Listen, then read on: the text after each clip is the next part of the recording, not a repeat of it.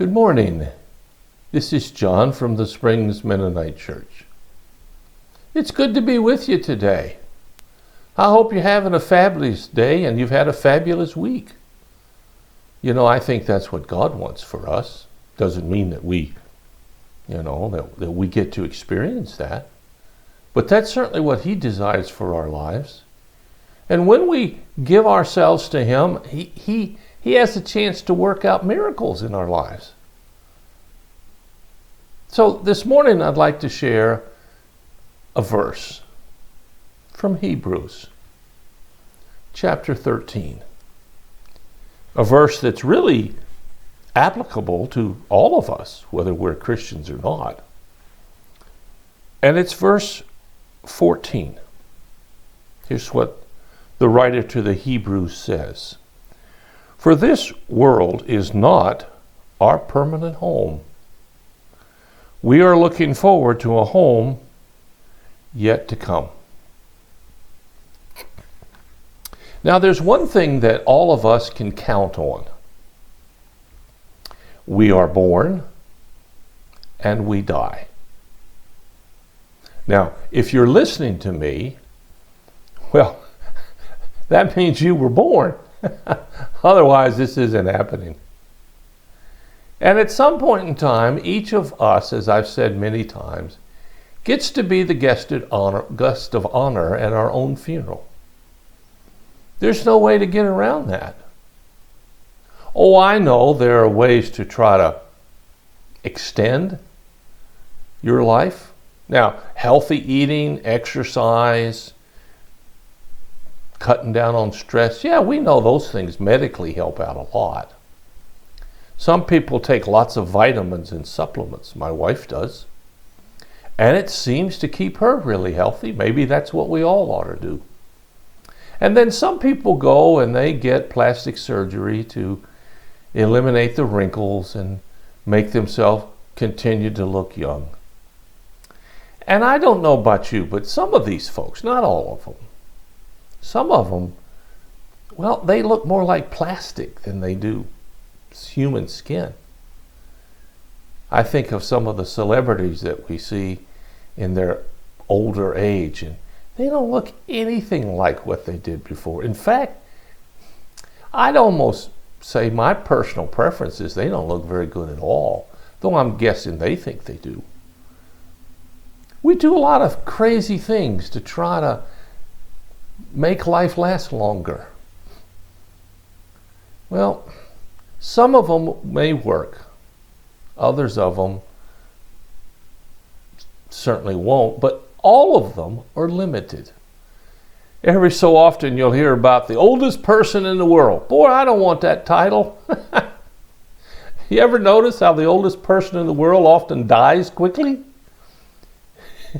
And I don't want to live to be 115, 114. Unless I'm like I am now, physically able to move around and mentally sharp. But our bodies just weren't made for that. They were made for something else. And what they were made for is what this passage talks about. This world is not our permanent home. Now, this is the only world I know. Let's face it. I've lived in different countries. I've lived in different states. I've lived in cities. I've lived in rural places. I've lived in lots of different situations. But they're all still on this world. Now, maybe if we can finally colonize the moon or Mars or somewhere else in the future, you'll have a chance to live on a different world. But for right now, this is all we've got. And this is all we know. And I'm not anxious to leave it.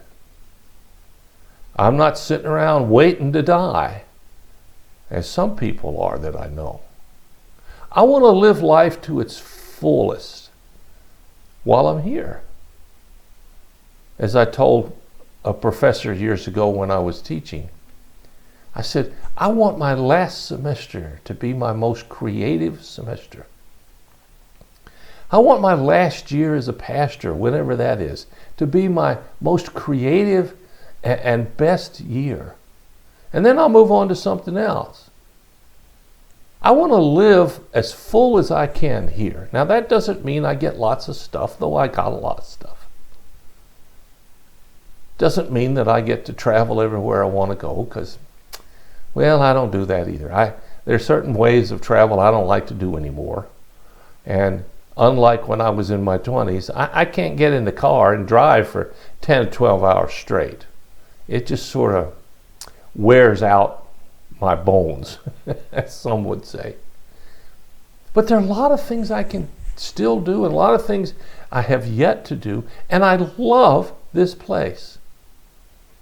I don't just mean here in Springs, but I mean, I love God's creation. I wish everybody had the same attitude in life that my wife does, who just always finds a way to see the best. And this passage tells us that even though this life is great, it's not our permanent home. You see, death, as we call it, many people use the word pass. They passed on. And I guess that helps us think about it differently. But it really is a good word, because this life is only the introduction to a life beyond that lasts forever and ever and ever. And it's much better. It says we're looking forward to a home yet to come. Now, many of you, like me, have probably bought your last home. At least I hope so. I don't know how many places I have bought and sold. And quite frankly, it's embarrassing when I listen to some other folks. But I hope I bought my last place. I hope to stay where I am until I can't live by myself anymore. And a lot of you listening are just buying your first home or your second one. And you haven't gotten the home that you really, really want yet. And you look forward to that. I mean, it's exciting. Or you go out and you go house hunting. Particularly, I know a couple who are looking for their first house. And they're so excited to find what they want. I know another couple who just got their first house. Now, they're planning on it being their forever house. And I hope it is, but it doesn't always work that way. But there's an excitement of someplace yet to come. And that's what life after this life is. An excitement about someplace yet to come.